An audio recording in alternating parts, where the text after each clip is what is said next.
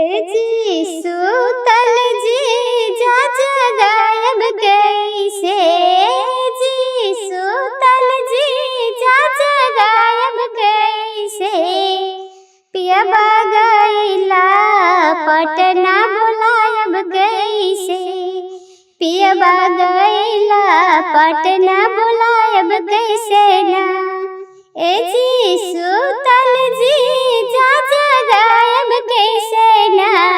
जी सूतल जी जाच गायब कैसे ना।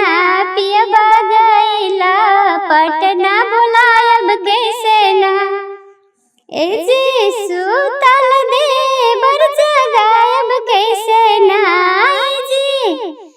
जी सूतल देवर गायब कैसे ना। पियबा गईला कलकत्ता बुलायब कैसे ना। पियबा गईला कलकत्ता बुलायब कैसे ना। पियबा हमसे करला बहाना। पियबा ते हमसे करला बहाना। पियबा का देखे खातिर तरसला हमरो नजरिया हो। पियबा का देखे खातिर तरसला हमरो नजरिया। पियबा के याद सताबे आधी आधी रात की। पिया के याद सताबे आधी आधी रात के। कौन बहाना करब आधी आधी रात के। पियबा के भेटे खातिर हो पियबा के मिले खातिर। कौन बहाना करब आधी आधी रात के। जी सूतल जी जाच गायब कैसे ना।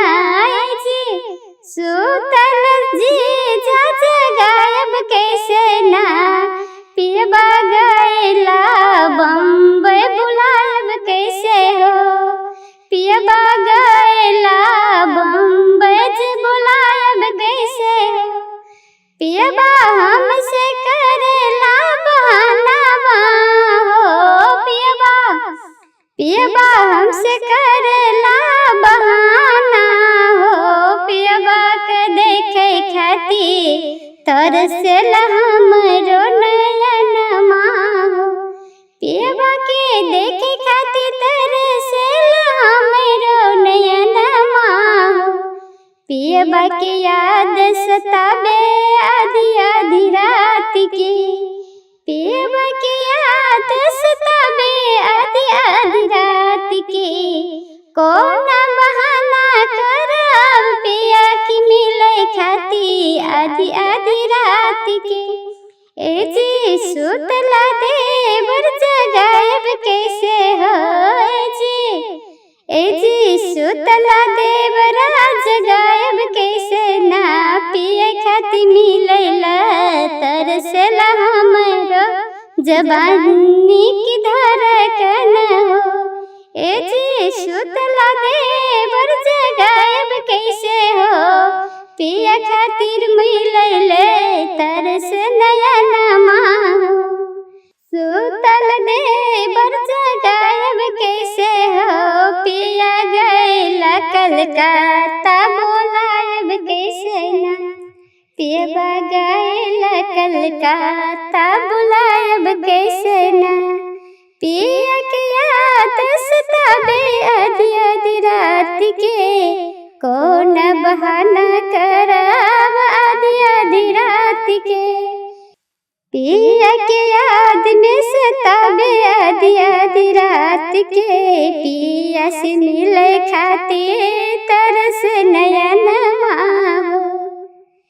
जी सूतल जी जाच गायब कैसे हो।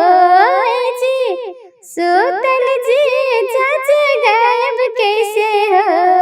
पियबा गईला दिल्ली बुलायब कैसे हो।